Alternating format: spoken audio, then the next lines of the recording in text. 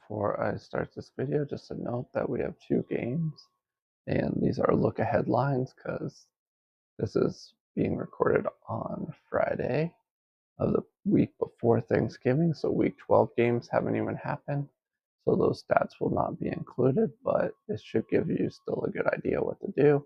And the look ahead lines are the current lines at DraftKings for these games, so you could bet on them still if you want to. Our first game here is the Carolina Panthers at home against the Tampa Bay Buccaneers. We got a +6.5 spread for the Panthers and -6.5 as a favorite for the Bucs, which is to be expected. But the Panthers team with Bryce Young as their quarterback is actually playing better.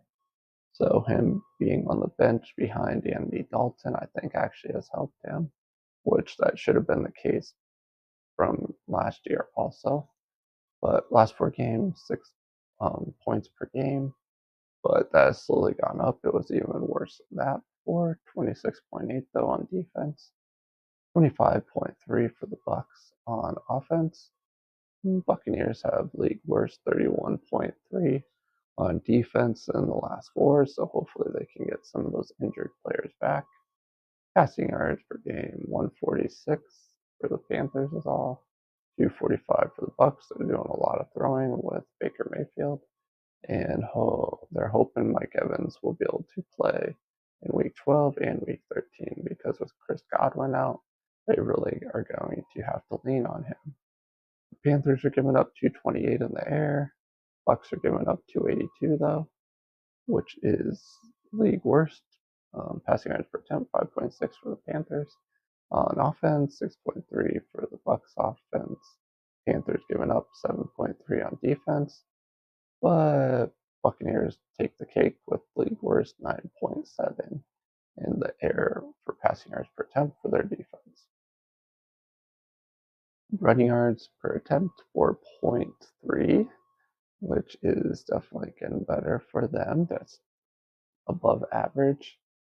4.7 on defense, though, that's below average. 4.5 for the Buccaneers offense, which is 10th place. And then you've got 9.7 for the Bucs defense, or 4.9, sorry, on defense, which is not great, but yeah, it's not great. What am I talking about? Definitely below average, bottom 10 in the league. Let's look at points per play. 1.5 is all for the Panthers, 2.7 for the Bucs, 4.4 on defense for the Panthers, 4.7 for the Bucs. And we look at total expected points, -11.4 for the Panthers, -5.4 for the Bucs, and that would give us a -6 spread towards the Bucs. And that would definitely not be a straight up bet, but I really like taking dogs at home with the 6-point teaser, so I will get that, and 12.5. I will take it up, match it with my other teasers. Let's scroll over to game cards. We got 48.8% chance to win for the Bucs, or for the Panthers, sorry. With our simulations, offense, defense stats, we got 51.2 for the Bucs and a spread of -1. And if you go through our simulations, that would lead you to a 5.5 difference, and that would be a bet on the Panthers. But with total expected points pointing towards the current line, I would much rather just use it as a teaser. Let's look at these game cards here. Well, I shouldn't say it's spread. Yeah, sorry.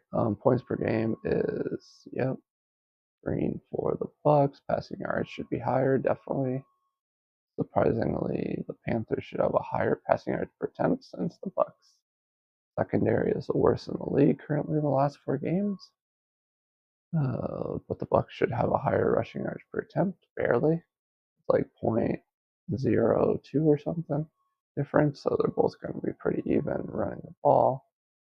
But points per play, expected points, which is just offense, defense, yards per play, the 3, and turnovers. The turnovers are green for Panthers, the other 3 are all green, and total expected points, point differential are green also. And those are your main stats you really want to pay close attention to because they matter the most Um, the Bucs should be worried about their turnover problem. Currently, Baker's trying to do too much, and their running backs aren't holding on to the damn ball when they're holding it like a loaf of bread, and that's just too easy for the defense to punch out. But looking at this, the Bucs should um, be able to pull this off. I just don't know what the final spread is. So I'm going to take that 6-point teaser, add it on to the Panthers 6.5. We'll go that route. The next game we are going to talk about is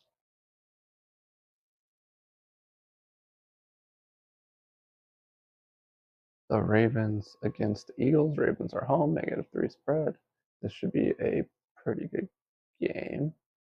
The Eagles not being the favorite here, +3 for them. Last 4 games, 29 points per game for the Ravens. Defense is getting slightly better with 22.8. 31.3 for the Eagles offense, really doing great. That defense with Vic Fangio running it is really, really good. 6.0 is all. Passing yards per game, 257 on offense for the Ravens. Their defense is giving up well, bottom 5, 280 currently. So that doesn't seem to be getting much better. But they did play slightly better last week against the pass. But Russell Wilson still was able to beat the Ravens, and that was by 6 field goals, which is crazy. But the Eagles are throwing for only 203, and if you watch the Eagles, you would know that most of their yardage comes from running the ball with Saquon Barkley, and Jalen Hurts. But they are throwing for passing yard per attempt 9.7. So they can throw it downfield if they want. 149 is all the Eagles are giving up in the air on defense. As I said, the best defense currently in the league. When it comes to passing yards, 5.0 is all the passing yards per attempt, which is top 3. Rushing yards, well, let's look at passing yards per attempt for Ravens, 9.4. On offense, 7.0 for the Ravens. On defense, getting better, but still bottom 5 in the league. Rushing yards per attempt, 5.0 with the Ravens. This is Lamar Jackson, Derrick Henry. Not running Derrick Henry in the fourth quarter against the Steelers in Week 11 was a horrible decision. So I put a lot of that on the offense coordinator of the Ravens. But those two-headed monster against the two-headed monster of Hurts and Barkley is going to be exciting to watch. The Ravens have one of the best defenses against the run, 3.6, but the Eagles are even better with 3.4 yards per attempt on the ground. Points per play, 2.9 for the offense for the Eagles. 3.1 though for the Eagles offense, 2.9 on Ravens defense, and the Eagles defense is 2.0. Definitely have a better defense here. Total expected points, 6.8 for the Ravens, 16.1 for the Eagles. That would take us to a 9.3. Let's just round down, -9. That would make it a bet if you go by total expected points. But with the 3, I'm definitely just going to use a 6-point teaser, put that up to a 9. Let's just scroll over here to the game cards. We got 34.2% chance for the Ravens to win at home, 65.8 with the Eagles. This is our simulations, offense, defense, last 4 games. 4-point spread favoring the Eagles, all green here besides yards per play. Not too surprising since Ravens have just been horrible on defense, and the offense has not looked like themselves either. The offense coordinator not calling very good plays either. He just won't stick with the run, and he did the same thing against the Chiefs in the playoffs last year, and it really killed them. Not a lot to say here about the game cards.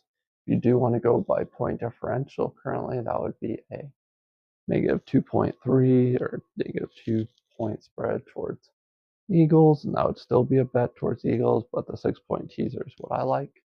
But if you're gambling on either of these games, good luck. My name is Jordy. You've been watching Betman Sports Betting, and I will see you in the next video.